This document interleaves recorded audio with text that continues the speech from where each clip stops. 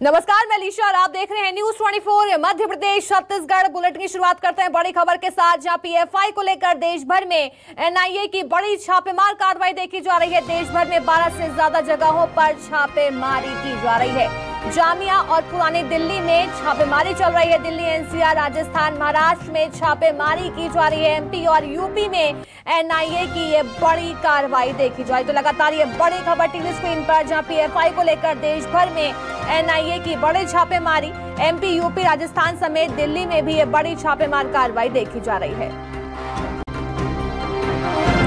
भोपाल से मेरे सहयोगी शब्बीर हमारे साथ जुड़ गए हैं। शब्बीर, टेरर फंडिंग को लेकर पीएफआई के ठिकानों पर एनआईए बड़ी छापेमार कार्रवाई कर रही है। क्या कुछ अपडेट, एमपी में कहां-कहां बड़ी छापेमार कार्रवाई देखी जा रही है?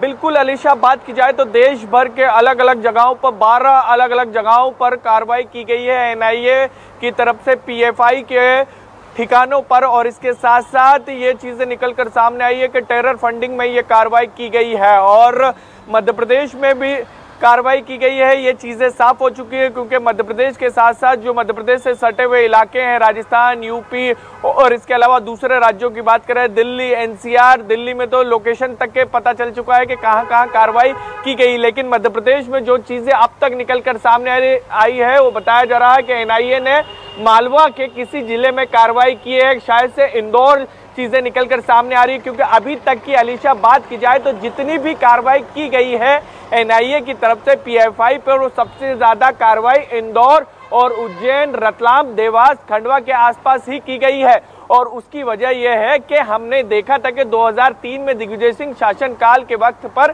पीएफआई से जुड़ा हुआ जो संगठन कहा जाता है सिमी, उस पर बैन लगाया गया था। और सिमी के जो सदस्य थे, ये चीजें निकलकर सामने आई थी जब कार्रवाई की गई थी कि सिमी के कई सदस्य बाद में पीएफआई में शामिल हो गए थे और पीएफआई के जरिए वो अलग अलग अपनी गतिविधियां, अनैतिक गतिविधियां चला रहे थे। जैसे अलग अलग इलाकों में ब्लास्ट करने की तैयारी थी। इसके अलावा उनके पास विदेशी फंडिंग आ रही थी और लोगों को भड़काने का प्रयास कर रहे थे। अलग अलग जगह पर जाकर समूह में बैठक लेते थे और फिर वहां पर इस्लाम के प्रति और जिहाद के प्रति लोगों को भड़काते हुए नजर आते थे। और इसके साथ साथ अलग अलग जगहों पर ट्रेनिंग कैंप का भी आयोजन किया था। अब तक की कार्रवाई में यह निकलकर सामने आया। तो जो अभी तक के अलीशा चीजें निकलकर सामने आई है वो बताया जा रहा है कि इंदौर में ही कार्रवाई की गई है, लेकिन किस जगह पर कार्रवाई की गई यह साफ नहीं हो पाया। लेकिन सुबह 5 से 6 बजे के बीच में यह सुबह तड़के कार्रवाई की गई है। हमने अभी तक की जितनी भी कार्रवाई देखी एनआईए की तरफ से वो सुबह ही देखी और एक साथ कार्रवाई अलग अलग जिलों में, अलग अलग प्रदेशों में की जाती है और उसी से के मद्देनजर ये कार्रवाई भी जोड़ के देखा जा रहा है। और अभी तक जो निकलकर सामने अलीशा आया है कि टेरर फंडिंग के मामले में ही ये कार्रवाई की गई है। मध्य प्रदेश की बात की जाए तो मध्य प्रदेश में करीब 20 से ज्यादा संदिग्ध जो आतंकी है और इसके साथ साथ जो पीएफआई से जुड़े हुए हैं उनको पिछले 1 साल के अंदर गिरफ्तार किया गया है। और सबसे ज्यादा, जैसे हम केरल की बात करें और दूसरे राज्यों को छोड़ दिए जाए तो सबसे ज्यादा जो है मध्य प्रदेश से ही पीएफआई के सक्रिय सदस्य जो अलग अलग गतिविधियों में, अनैतिक गतिविधियों में जुड़े हुए थे, उनको गिरफ्तार एनआईए की तरफ से किया गया। मध्य प्रदेश की बात की जाए तो जितने भी पीएफआई के करीब 1-1.5 साल पहले कार्रवाई की गई थी जब बैन लगाया गया था पूरे देश भर में, तो उस वक्त जो गिरफ्तारी हुई थी वो तमाम जितने भी पीएफआई के सदस्य हैं वो इस वक्त जेल के अंदर बंद है और अभी तक किसी को भी जमानत नहीं मिली है। लेकिन जो चीजें निकलकर सामने आई है कि टेरर फंडिंग के मामले में कार्रवाई की गई, जैसे जैसे चीजें सामने आएगी उसके बाद खुलासा होगा। शब्बीर, देखिए सुबह से आप बता रहे हैं कि छापेमार कार्रवाई एनआईए की देखी जा रही है। कौन सा जिला है, कौन सी जगह है, ये भी एमपी में अभी साफ नहीं हो पाया है। लेकिन कड़ी कहां से जुड़ सकती है? क्या कुछ बड़े खुलासे हो सकते हैं इस बड़ी छापेमार कार्रवाई के बाद?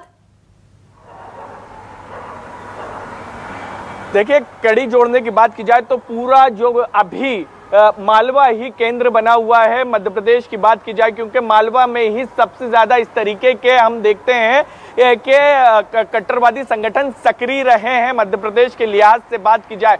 सिमी ने, हम सबको पता है कि सिमी ने किस तरीके से वहां पर नेटवर्क फैलाया था, फिर उसके बाद ब्लास्ट को भी अंजाम दिया था। और अभी कुछ दिन पहले हमने देखा था कि सिमी के जो कई आतंकी है जिनको सजा का ऐलान हो चुका है वो भूख हड़ताल पर बैठे हुए थे और ये सभी के सभी मालवा के हैं। तो मालवा ही केंद्र बताया जा रहा है जहां पर आज कार्रवाई की गई है। इंदौर या उज्जैन के आसपास ही ये कार्रवाई की गई है और जो हमारे सूत्र बता रहे हैं वो इंदौर में ही कार्रवाई की गई है और सुबह तड़के कार्रवाई की गई। और इसके अंदर जो खुलासे, क्योंकि अभी तक की बात की जाए तो अभी तक इस पूरे मामले में ये चीजें भी निकलकर बीच बीच में सामने आ रही थी कि एनआईए की तरफ से जो पीएफआई के सदस्य रहे हैं, जो बाहर हैं, उनको बीच बीच में बुलाया जाता है, उनसे पूछताछ की जाती है, जो संदिग्ध रहता है उसके ऊपर निगरानी रखी जाती है।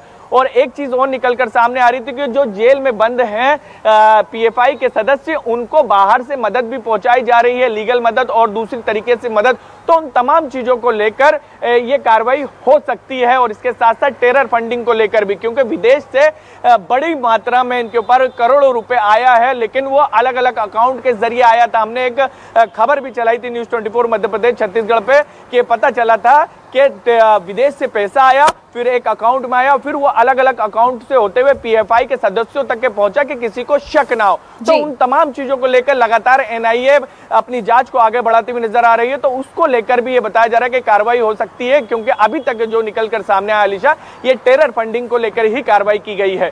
जी बिल्कुल, इस कार्रवाई के बाद कई बड़े खुलासे भी हो सकते हैं। बहुत बहुत शुक्रिया शब्बीर, हमें तमाम अपडेट्स देने के लिए।